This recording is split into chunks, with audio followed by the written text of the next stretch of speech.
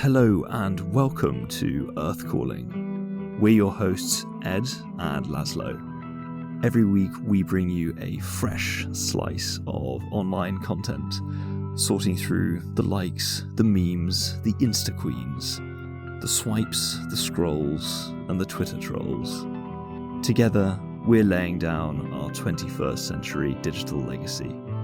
So sit back, relax, and buckle in. This is Earth Calling.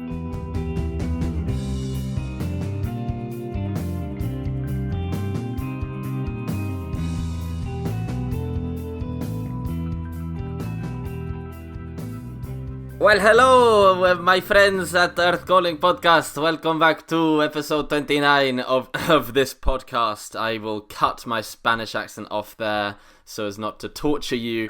But welcome back, Earth Callers. How are you? And I guess the only person I can really get feedback from is my co-presenter, Ed. Ed, how are you? I'm very well, thank you. I am enjoying the slow but steady reopening of life as normal, of business as usual. Wonderful. I need another haircut, which is exciting. It seems to be the way in which we measure the passage of time now, for me at least, seems to be just moving from haircut to haircut. That makes it sound a lot sadder than it feels, but anyway, I need a haircut. Well, I've got a very handy new way of measuring when I need a haircut, and it's actually the metric of number of Earth Calling episodes. So I know, and I now know that it takes exactly 14 Earth Calling episodes for me to regrow the bush.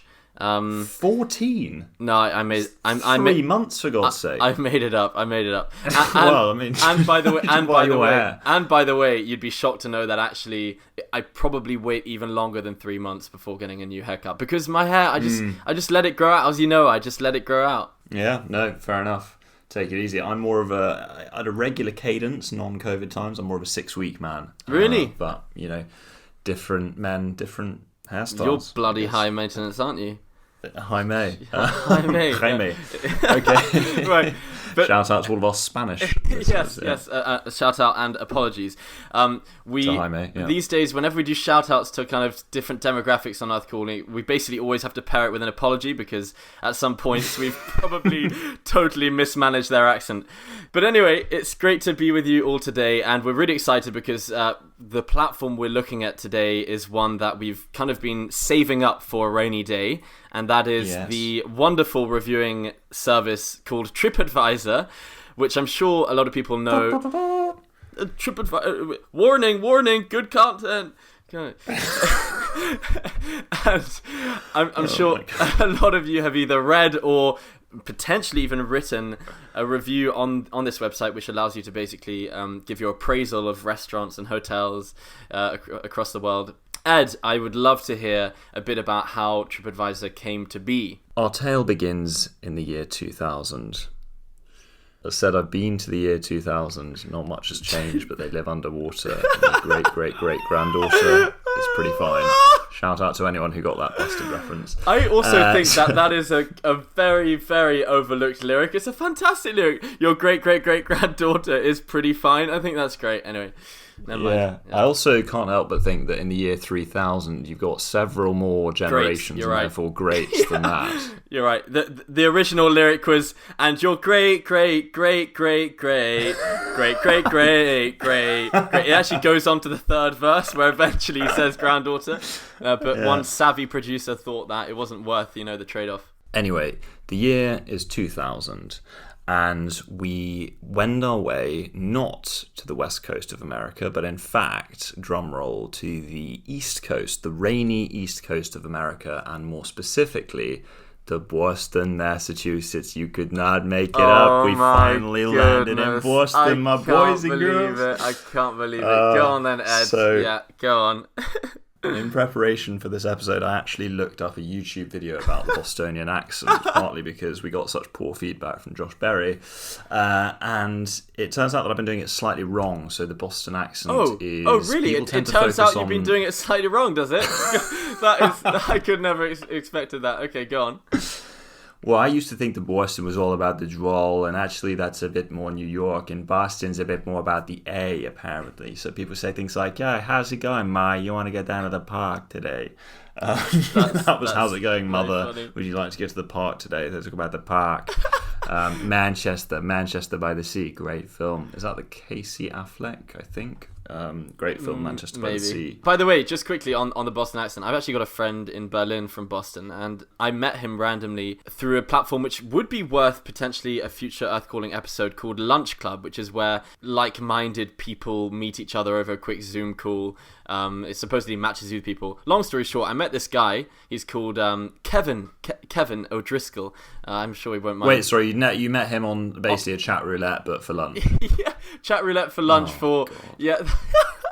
But anyway, I met him and we got along well. And after the first 10 minutes, I said, "Oh, and of course, you're Irish. I can tell from your accent you're Irish. So which part of Ireland?" And then he goes, "No, I'm actually from Boston." And I was a bit taken aback because he really didn't have a what I thought was a Bostonian accent. So anyway, thank you for clearing up. There's a great Irish influence in Boston. Actually, it's a lot of Irish came over to Boston. Of course, yeah. But I thought great community. I thought he was definitely from different parts of the world. But anyway, on to the founding story again, please, Edward. What, via that stereotypical pot of gold that you just dropped in? Sorry. Okay, anyway. Shout out to our listeners from Ireland. Apologies to our listeners from Ireland. Yes, please continue. So, for the third time, the year was 2000, and a founding team consisting of Stephen Korfer, Langley Steinert, Nick Shaney, and Thomas Palker got together in Boston in order to found a travel-based social media site. And that's a bit of mischaracterization, in fact, because interestingly, at first, the business model was entirely different. So co-founder Stephen Kaufer originally wanted to take his hardcore engineering skills and apply those to searching online travel. That is to say that he basically wanted to build a massive database of travel information, which he would then provide to companies like Expedia and Travelocity. So he would just scrape the internet for all of the websites of hotels and all of their contact details, and then just sell that to the likes of Expedia and Travelocity. Now, after several weeks and months of absolutely nothing coming of that and reaching very little in the way of traction with those big companies, he decided to pivot and build a direct-to-consumer style website whereby he would list hotel details and take a percentage fee for every time a customer clicked through to that hotel's website and made a booking. Now, this is, of course, a very common business model that lots of people know nowadays, but in 2000 it was relatively nascent and not that many people had kind of thought about this idea of charging a commission of directing business to a particular website. So at that point, things started to spiral, and actually 3 months into launching this new model, he was suddenly earning $70,000 a month, and the company was breaking even. And what's really interesting was that at this point he hadn't even actually added the feature of allowing users to review the hotels that they were staying in. He was actually just focusing on listing all of the details. So they subsequently added, just as a bit of a gimmicky feature, the ability to add your thoughts as a customer about that particular hotel. And they saw that this just suddenly rocketed. And there's a quote that he came up with several years later where he said, "We started as a site where I just can't. It's terrible. I've watched an interview with him. He doesn't even have a Boston accent. I'm just a complete charlatan." So we started as a site where we were focused mostly on those official words from guidebooks or newspapers or magazines. But we, at the very beginning, decided to add a little button saying, "Visitors, you can add your own review." And oh boy, did that just take off. And so that took off, and the website became known primarily for its customer reviews. It was subsequently bought for $200 million by Expedia in 2004. And they kind of nurtured the business and invested in it, and it continues to be profitable. And they actually sold it in 2011 for $4 billion. So really pretty exciting, and it's now worth $6 billion and has 450 million monthly active users, so MAUs, which is pretty crazy because that's 1 in 16 people on the planet checking into Tripadvisor monthly.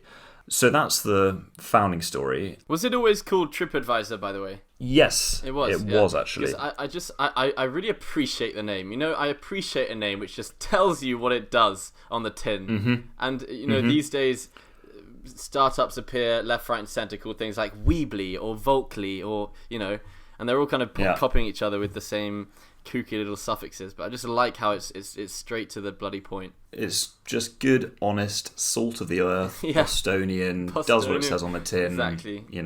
Big good Irish Catholic. Influence. Exactly.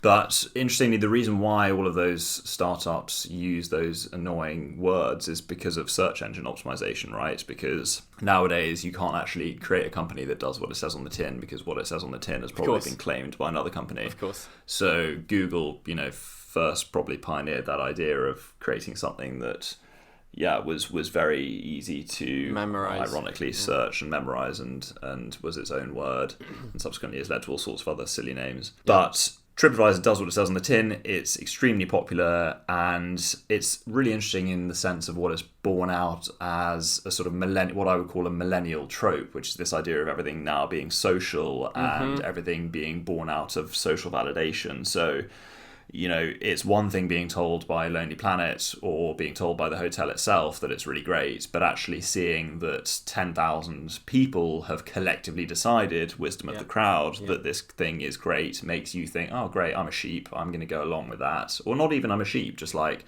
I'm a well-informed sheep. Goat. I'm a well-informed sheep, and I feel like those pastures look suitable for grazing. They look lovely, actually. Lovely pastures over there. So everything's gone social, and we're deeply social creatures, and we like the idea of validation through the group. And it's interesting how, as you look through TripAdvisor, and we can talk about whether we are TripAdvisor users or indeed TripAdvisors ourselves, but I find that, you see people looking through, and just one review that's bad can put you off. There can be like Absolutely. 99 really positive reviews, but then if one person says it's terrible, you think, And that's what's actually given so much leverage nowadays to the customer, which has pros and cons, right? Because you do actually see sad cases where guests will blackmail hotels or diners will blackmail a restaurant saying, I will leave you a bad review unless you give me X% discount. Yeah. But that's the background and a little bit of what I think that it's done to travel. But Lazlo, in terms of you personally, are you a user of TripAdvisor? Have you advised on a trip in the past? I have not, in fact, advised on a trip in the past. I mean, I'm more than happy to leave, long Airbnb reviews for people who have hosted me. Because again, I can well imagine, actually, of course, the personal connection with a stranger. Yeah, I've left some glowing Airbnb reviews.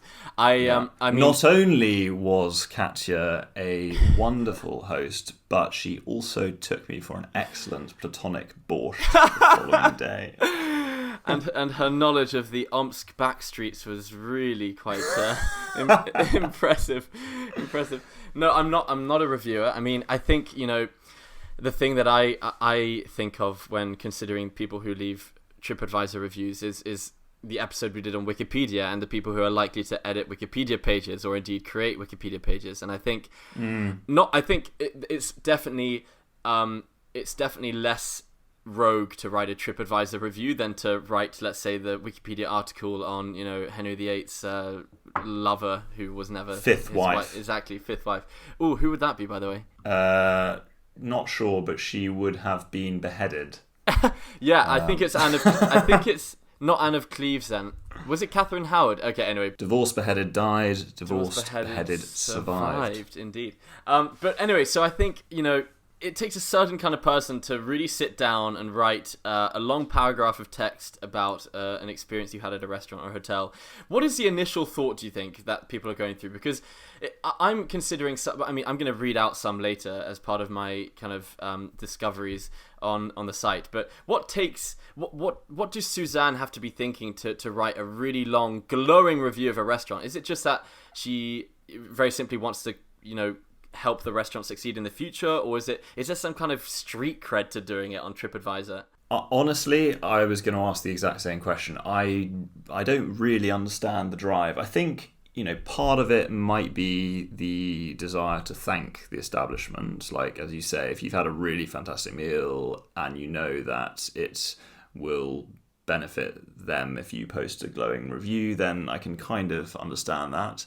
Similarly, I can kind of understand if you've had a terrible experience and you really genuinely do feel kind of wronged by the proprietor of the establishment, you might want to get revenge by venting, and people do like to vent online, and therefore you want to post a negative review. But what I really, really don't get is who is submitting the sort of 3 or 4 star review of an experience where it's essentially the equivalent of going, it matched expectations, kind of nothing amazing, nothing terrible, but they still post. You do get, of course, the number of reviews does skew to both ends of the distribution, whether it be terrible or really glowing. But there are a good number of people who will log on and say, it was a passable dinner. Exactly. I love asparagus were as expected. I came across a lot of those reviews, and you've kind of got Barry from Sheffield who's kind of going like, well, oh god, now have I had to just say Sheffield? Sheffield Barry's there? From London. He happens to be from the exact area of London as me. Barry from Sheffield. And I don't know. Look, I found the restaurant was very pleasing on the eye. A good atmosphere. The dishes came at a warm temperature. The only thing I was a bit concerned about that the bathrooms were a bit dimly lit, and I thought that was a bit disappointing. 3.5 stars. It's kind of like, what have you? You've taken all this time to basically give it, like you say, an average review. So, Ed, why don't we dig into some of these reviews in question? I'd be curious to hear what you dug up from your experience of the website. So from my digging, I came across a variety of different things, and I think what would make the most sense would be to start with some reviews I found for some of the world's most well-known landmarks. Now, these reviews are absolutely hilarious, and I'm actually going to do my own little quiz for you, whereby you're going to have to you're going to have to actually guess from the title of the review what the landmark is. Now, shouldn't be too difficult on some of them, but just from the title, I might give you a few, depending on how tricky it is. I might give you a bit more. But here we go. So I will start off with an easy one. Let's get you going with this. Okay, so title is actually a question which says, it's just a big clock. Sorry, it's just a big clock? Question mark. Okay, well, I mean, obviously that's Big Ben. That must be Big Ben. Correct. So I concur with the reviewer, by the way. It is just a big clock. Also, I think the attraction Big Ben is misleading, because Big Ben literally refers to the clock. No, actually, Big Ben refers to the sorry, you're right. bell the inside actual bell. the clock. Yeah. The tower itself is called something like Lady Elizabeth's Tower. It's definitely not that, but something like that. But my point is that you don't go there just to look at the clock. I mean, you go there because the Houses of Parliament are pretty beautiful to look at. And it's on the river.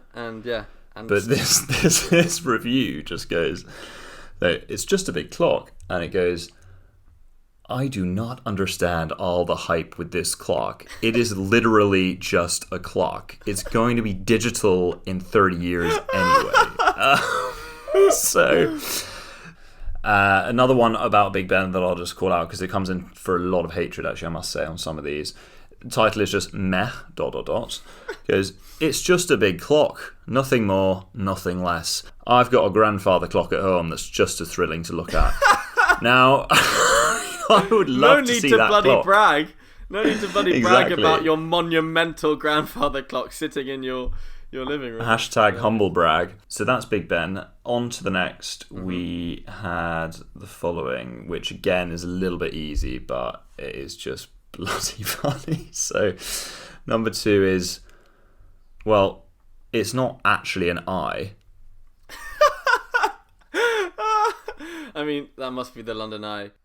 Correct. So incredible. This one goes, I don't like heights, and I didn't like this. My wife and daughter loved it. I read the newspaper and pretended I was elsewhere. If you don't like heights, don't even go near it. Apparently, the views are great. This person did not look up from their newspaper, did they? What is he doing? What do you mean apparently? You've been on the bloody thing. That's incredible. And also, why would you go up the London Eye if you don't like heights? And who, I mean, there's just so many questions, like, who in the right mind gets to the London Eye and goes, right, well, that's false advertising. Not actually an eye, is it? Also, what do they expect? This monumental kind of fleshy eye which you just go up to and just touch or prod. I mean, what? Yeah.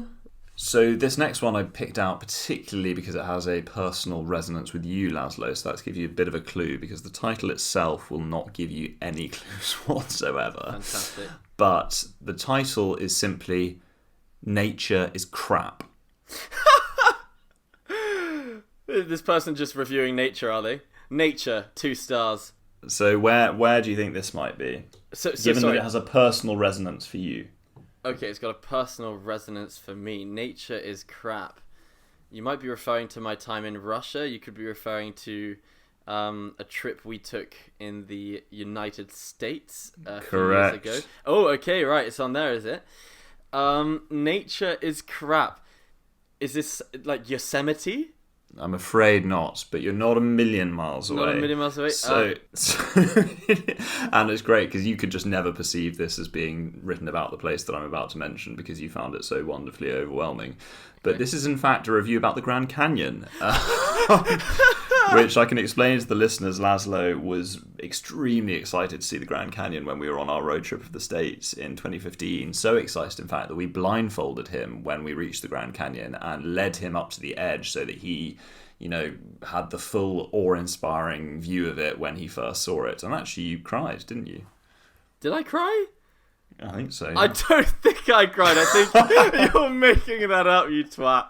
I did not cry. I had a very suitable and, if I might say so, a very manly reaction. In fact, overly manly. I just grunted. I went, "Oh, yeah, great view." Oh. Yeah, it's all right. Yeah, it's all right.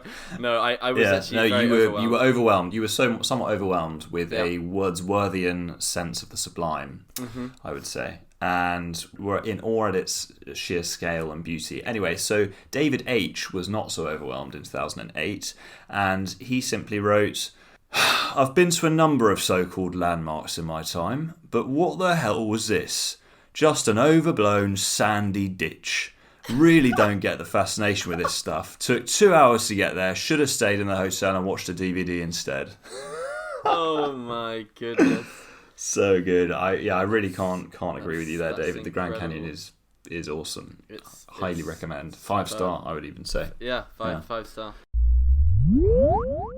But Laz, you also looked into something restaurant related, is that right? I did, and this is the bulk of what I wanted to talk about, because, you know, I think when you think about Tripadvisor, you often think mainly about the negative reviews, but I actually had a great time looking at some very, very positive reviews for some very lofty, let's say, or very posh venues in London. Highfalutin. Highfalutin. And I thought that I could read out a couple of these reviews because they are superbly pretentious. So here we go. This one is written by Claire C. And it's about the Beaufort Bar in London. Don't mind if I do. Don't mind if I do. So Claire said, just the title is wow. No. Yeah, already. Then the review. My son had been asked to pop in because the bar is using one of his products in a cocktail they make, bracket, Londinio liqueurs. Oh, a bit of product placement, Claire. Slightly flying by the seat of your pants in terms of the TripAdvisor product guidelines, but we'll let you get away with it because you write beautifully. You do. We had been reserved seats at the bar, and the experience of seeing how the cocktails were made and the hand cutting of the ice by the staff was excellent. Hand cutting of the ice? What the hell's happening? Anyway, the cocktail menu was presented in the form of a beautiful hardback book. Was it the bloody Half-Blood Prince or something? Exactly. What the hell is she? Is it the Bible they get given? Anyway. All those blasted paperback menus, all those Kindle menus, hate them. Oh, awful. Then she continues. This is not a cheap experience. It is it is the Savoy after all. brackets whoa. cocktails from 20 to 60 pounds. You know, she's really, £60 for a cocktail. she's really making sure, you know, that people know she's the kind of person that's okay with this experience. Yeah. But And she her says, son stocks his liqueur there. So indeed. Then she says, however, the place is beautiful, very atmospheric, so as a treat it is well worth a visit, especially if you like people watching. The bar nibbles accompanying the drinks were a very nice touch. The staff are attentive. Make sure it is on your bucket list of things to do. that's amazing. Just great. And this led me to think, you know, well, if that's the Beaufort, what are we going to hear for the Ritz? So obviously, Oh, yes. I searched for the Ritz, and you know, I think it's worth just honouring this review because this person clearly spent a lot of time writing the review, and the headline is just more marvellous than ever. So I just also love the opening line of the review. After an absence of 6 months, it was wonderful to be back at the Ritz. Oh, just a little humble brag, flex it up. Yeah, she's a regular. Whenever you walk into the Ritz, for the first time that you are there, it always provides something of an escape from the real world. And this has never been more welcome than during the ongoing pandemic. Walking into the dining room, the first time since December. Yes, we know you were there 6 months ago. Yeah, we know you bloody love the Ritz. Yeah. On their opening night, it was as if nothing had changed. From the wonderfully warm welcome from the same familiar faces to the slick, personalised, friendly service, it was just as we remembered. I wonder if she's writing, he or she writing in the royal we. Yeah, where we exactly. really She's means just sitting there on I. her own. The food was even better than before, and that really is saying something. This is a kitchen that has used the lockdown to reflect and evolve what they offer, but is never going so far as to lose the Ritz DNA. Oh, so good. Out of the new dishes that we had the pleasure to try, a standout was the kombu custard, which sat atop some oysters and was crowned tableside with some caviar. For me, this was a dish straight out of a 3-star Michelin kitchen.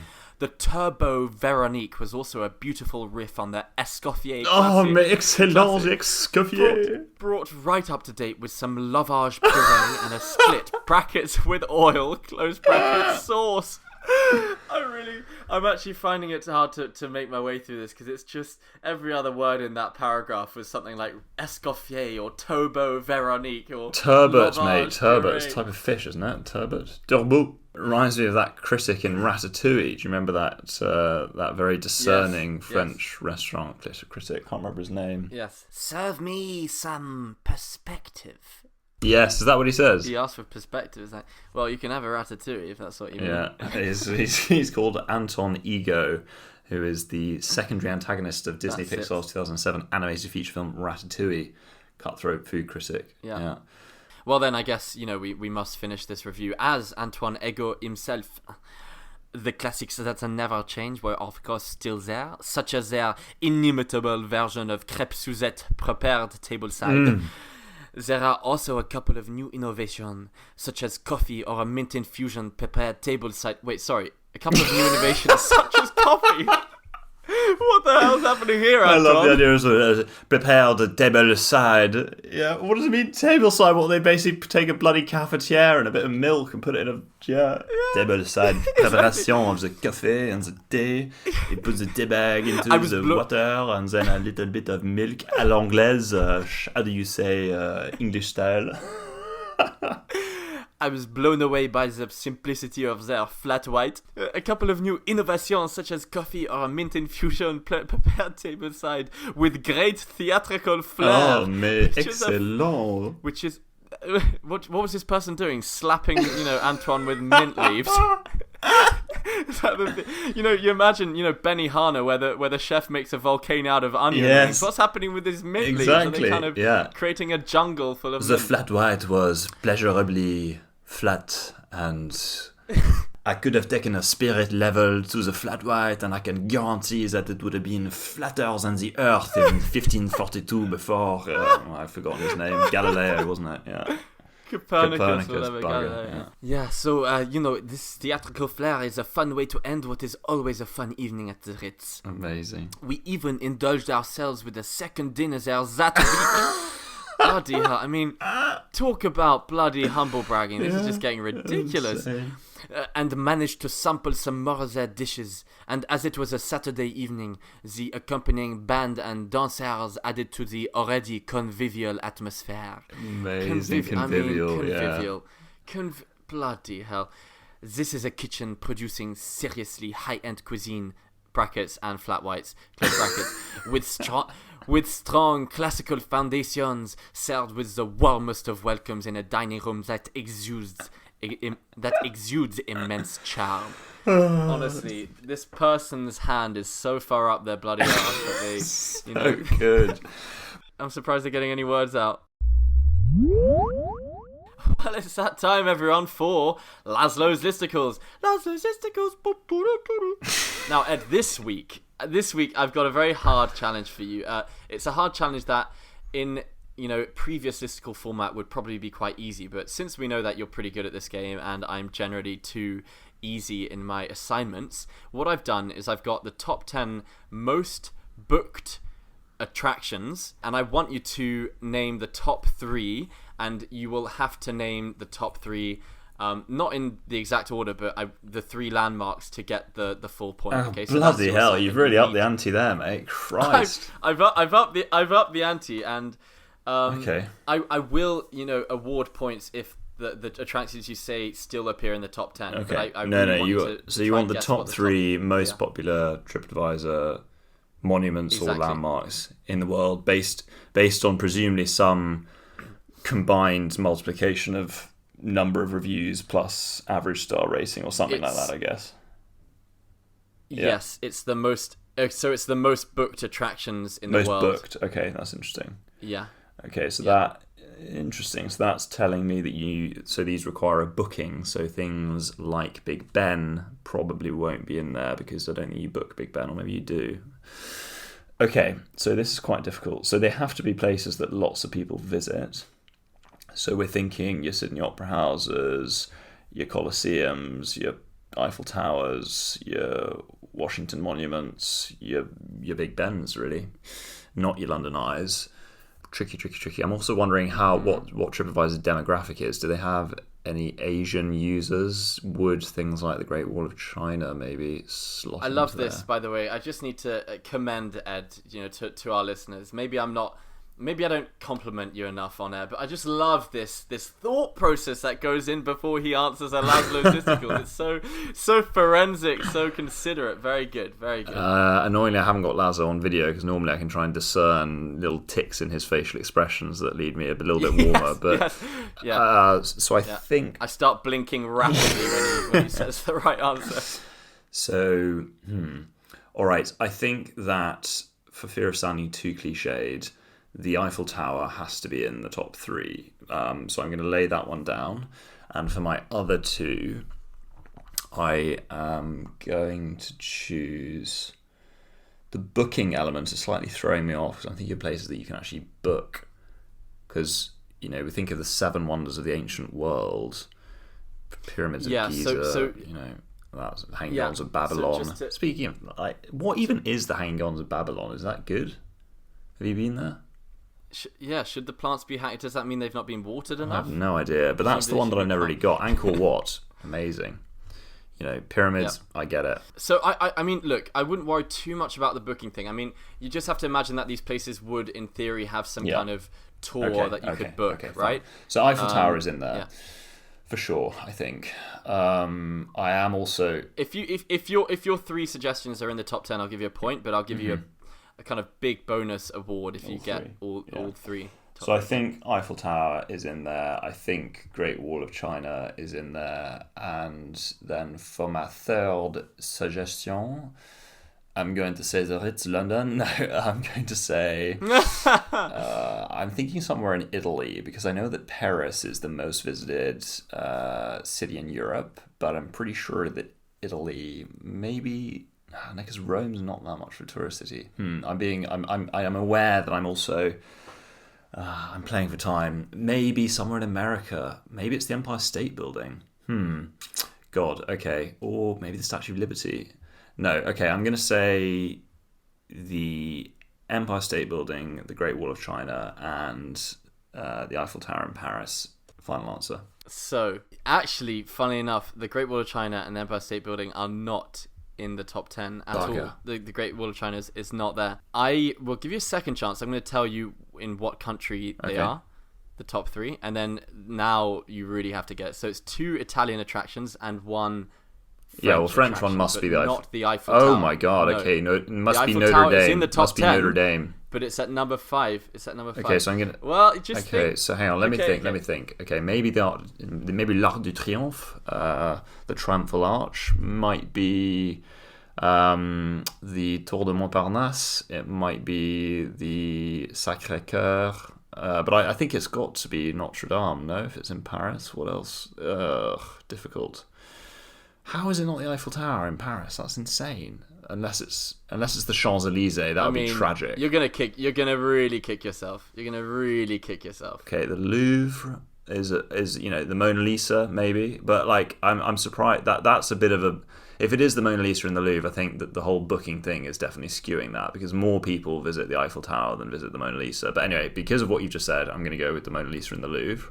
And then for 2 and 3, given this new kind of information, I'm going to say Statue of David in Florence, maybe? Or would it be the...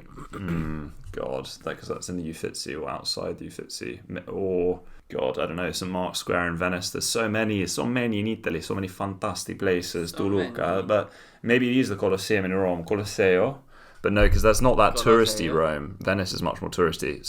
Fine. St. Mark's Square in Venice, and then the Duomo in Florence, in Firenze. Okay. So St. Mark's Square is number 10 on this list in Venice. So light commendations. But no, I'm afraid, actually, funny enough, I did make it very hard, but you didn't, it's not your most spectacular round of the listicle format. So number 1, most booked attraction, is the Colosseum. Wow, that is bizarre. Yeah. I just think this booking thing is throwing people off, because that can't be the most visited. Anyway, but carry on. People are throwing you off. Number 2, I really don't think you should be surprised at this, because it's the Louvre, and the Louvre is the most visited museum in the world. I mean, it's a monumental attraction. It's huge. Yeah, but I think that more people who visit Paris as a tourist will visit the Eiffel Tower than the Louvre. That might be wrong. Well, the Eiffel Tower comes 5th, and I think, again, maybe this booking thing is throwing you off, but more tickets are bought to the Louvre than to the Eiffel Tower. Is the kind of the highlight. And then the third one is actually probably the trickiest of them all, but it's actually the Vatican museums in Rome. Yeah, okay, I feel robbed, and I'm sure there are lots of people listening thinking, the Vatican Museum, make me a bloody laugh, mate. Not at all. I mean, because the Vatican Museums just means basically entering the Vatican City, which obviously is not a free thing. You need to buy this booking thing is a sham. So I think, not to be, I am being a sore loser, but yeah, okay, fine. Well, that is all we've got time for, very sadly, but thank you everybody as ever for listening.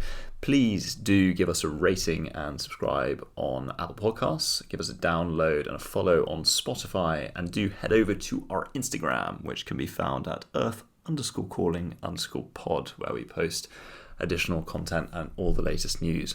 Quick reminder that this week is our penultimate episode of season 1 of Earth Calling. So we will be wrapping up next week with our 30th episode of the season, and very much look forward to seeing you then. Yes, and for this season finale, we've got something very special for you. Ed and I will be heading into the rainforest to wrestle with the Leviathan, the unstoppable beast of online platforms, none other than Amazon. So renew those Prime subscriptions, fire off an impulse purchase for a waterproof radio, and sign those prenups. It's going to be a pretty wild ride. For now, Earth out.